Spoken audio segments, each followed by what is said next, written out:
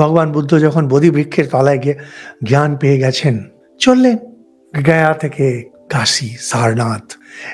ওখানেও আগেকার যারা পরিচিত, একসঙ্গে যারা সাধনা করছিল, দেখা হলো।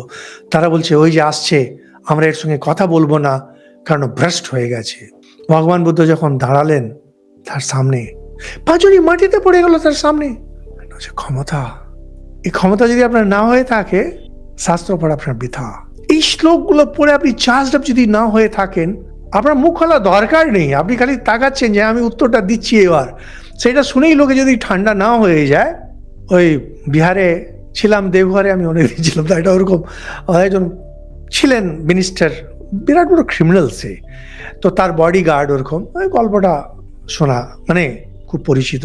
তো ওরকম ওই যেমন ট্রেনে সব আলতু ফালতু লোকগুলো সব উঠে বসে রয়েছে, তো শুনে বডিগার্ডটা গেল, কিছুই না, জামাটা একটু সরিয়ে দিল, ওখানে ওই রিভলভার রাখা আছে।